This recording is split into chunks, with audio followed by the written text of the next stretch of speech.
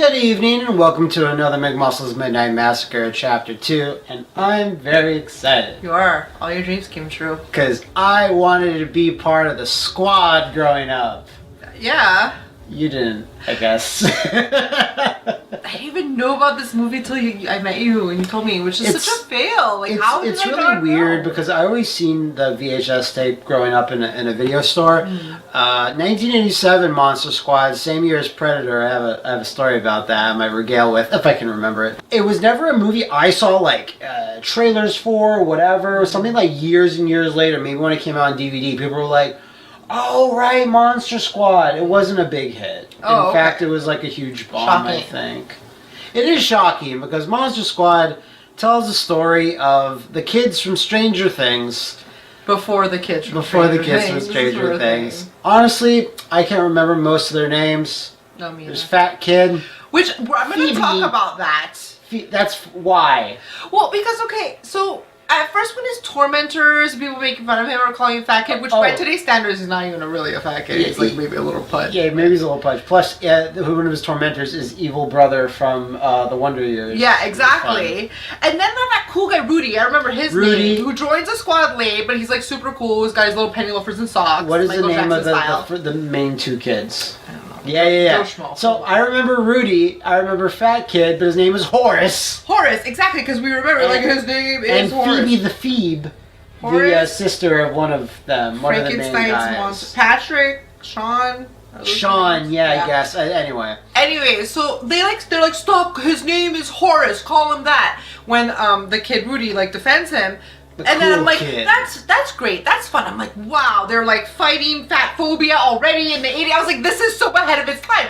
But then later on, when they're all in the clubhouse and he's with his pals, his Monster Squad friends, they're also just calling him Fat Kid. No, he's fine with that. No, he's not. No, that's with the friends. It's ribbing. It's haha. But when like a tormentor, or evil guy says it, a hater.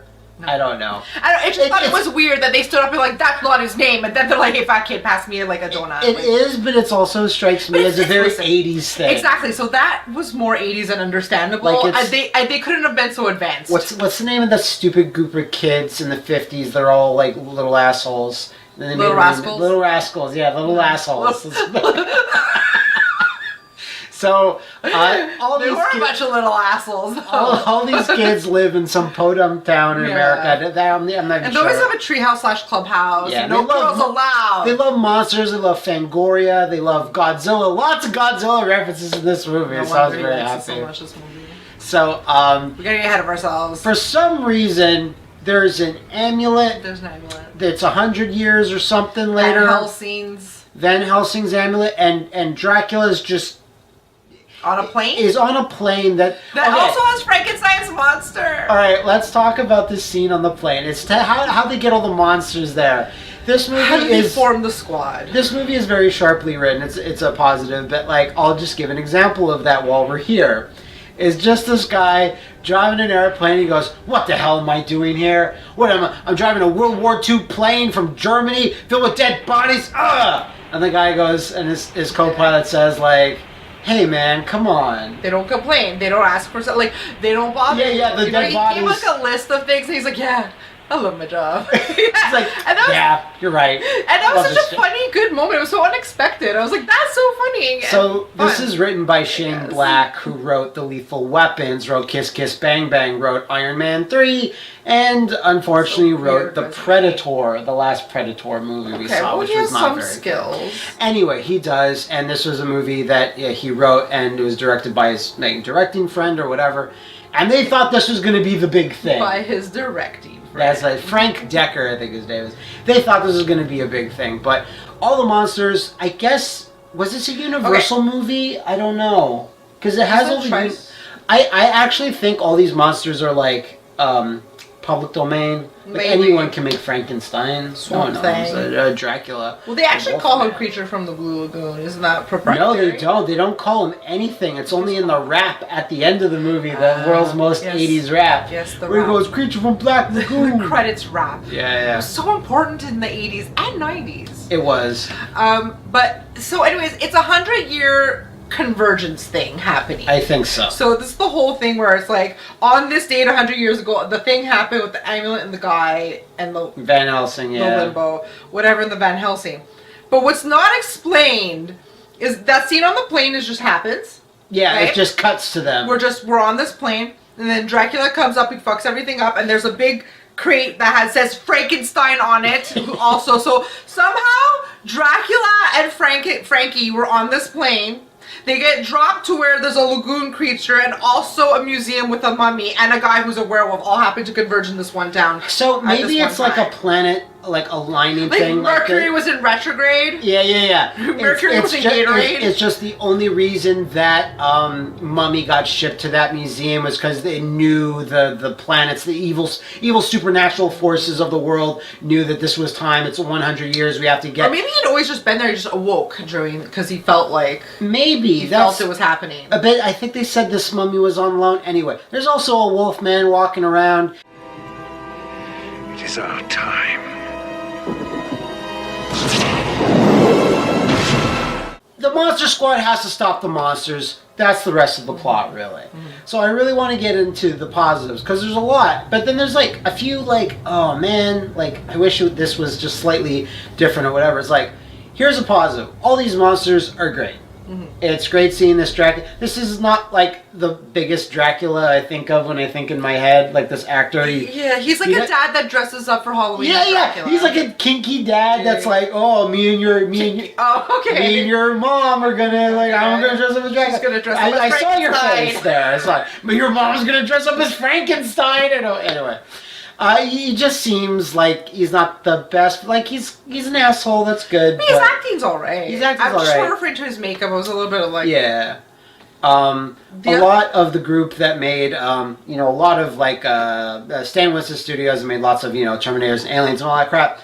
They made this as well. So that's why the suits like the Frankenstein, the Gill Man, and the Mummy. He's called the Gill Man sometimes. I don't know. No, I was telling you, I was looking at the Frankenstein makeup. I'm like, that's really good. And I asked him, like, okay, order. Which one do you think is the best? I like this Gill Man. And you're like Creature from the Blue Lagoon. Yeah. Oh, you mean like Brooke Shields? Oh, her eyebrows. Anyway, those are the creatures. No, so. Yeah, he was really good too, though. But even the Mummy was good. The Frankenstein was good. The only one that kind of sucked, the Wolfman. Well, the Wolfman. I mean, there's only so much you could do in the '80s. It's no bad moon. But he has a great death that they play off as a thing. Because the Monster Squad has all these rules about how monsters work. So it's fun seeing the kids interact with when they actually fight monsters in real life. He took it in the north! He took it in the north! Do it!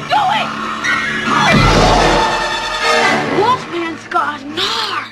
What rules? You mean like they know like the lore about like how to kill the monsters? Yeah, right? that's what I mean. Okay, so I used to have this book as a kid. I don't know if I ever told you about it. It was called How to Care for Your Monster. Wow. Yeah, it was like it was an illustrated book, and it would say like each monster what you have to do to like take care of I don't know. Where's this book? I was looking for it the other day. I can't find. I think my mom sold it at like a garage sale or something. Damn, but it was Mom. so fun. It was like it had exactly these creatures. It had Really like cool. the Dracula, the Mummy, the Frankenstein. Like give him food, electricity. I don't know what he wants. Sure. Frankenstein wants to be friends with a kid apparently. Yeah, apparently that's all Frankenstein wants to do. But like, so all the suits and seeing these monsters is great.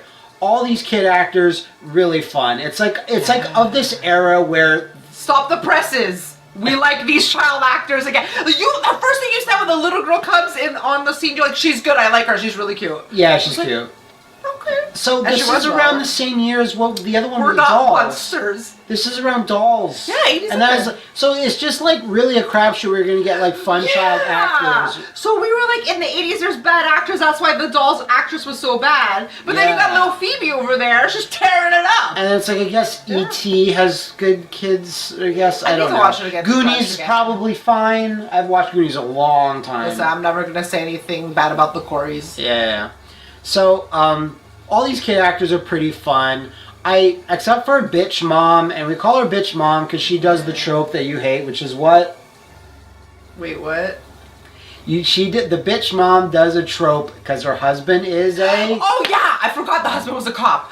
I hate this. We already talked about this. I don't. I think we did it in another one. Maybe. So when women start dating a man who's a police officer or a detective, and then they decide that I will marry this man and have a family with them, and then they get their panties in a fucking bunch every time he has to go to work late at night because someone called in there's a murder and we need to go. I'm important too. No, it was when we were watching Mindhunter season 2.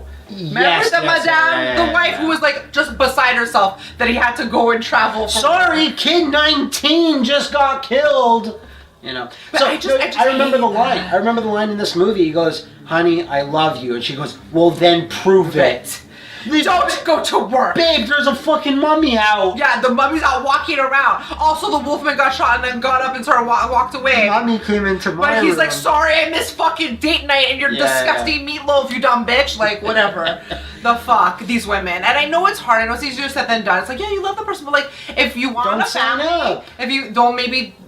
Then again, but then it's not saying like no police officers can ever have families, which is not fair to them that's either. based on the woman's personality. You or have to have whoever someone who's a little bit more understanding. Yeah. It's like, I get it, you gotta go to work. Someone that's okay being alone. Yeah. There's some Everybody other... take time to be by yourself sometimes. There's some other like adult characters. There's literally, he's called this in the credits, scary German guy, doesn't have a name. He's nice enough. He's Who's kind a of super fun. Italian man apparently. Yeah, this apparently. actor. He's trying to feed the kids. He's giving the kids lore about how to like kill all the monsters. Yeah, because they have this book and it's in German and they need to. They need help scary translate. German guy. He's fun, but then there's another dad or two that's like of that little kid that saw a mummy in his closet or whatever. Which is another. There's a couple of weird scenes in this movie, like that.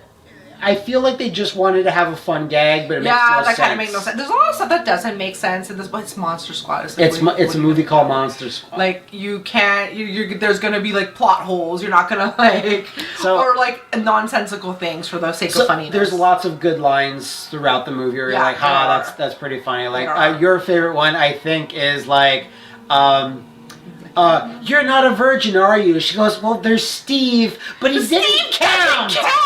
So and your legs fly in the air, and you're like, same girl.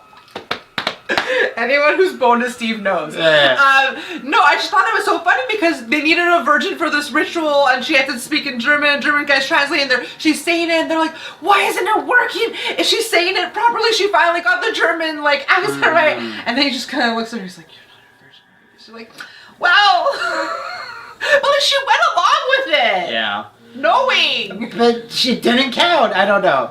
So, going into a bit more negative things, none of these monsters get that much, like, backstory. There's a guy and he's a werewolf. That's pretty much it. How are you supposed to, I mean, there's not much to explain. There's a little bit. My name is this, I got bitten by a thing, or I got this, whatever. Why is there a gill man in this American podunk town? In this random lake. Give me something. Give me a little bit explaining. The mummy got something. Mutation in there. There's anything. So that leads to my other thing. I said this after. I was like, that flew past. I didn't see the running time, but this felt like it was an hour and like 15 minutes. Yeah, it wasn't very. And I kind of wanted more. Like Rudy does most of the killing. A lot of the other ones don't do much. Yeah, Rudy's pretty much the star of the show. I mean, everyone gets something. I think the other kid, not the main kid, not Sean, but the other kid, I don't think he does anything. Horace at least gets some hits in.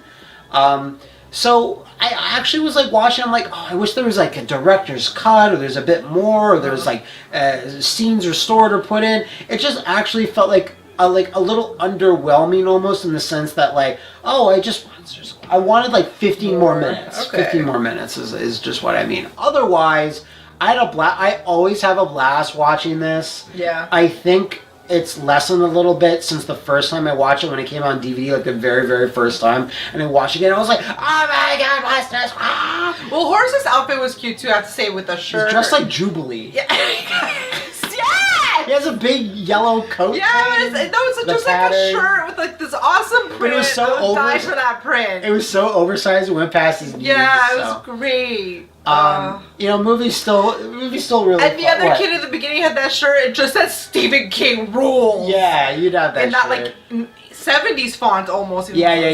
No, I know the type. It's very that 70s show type, like everyone has stuff for him like that. So I mean, it's definitely a Cooper font, I think it's called. Yeah.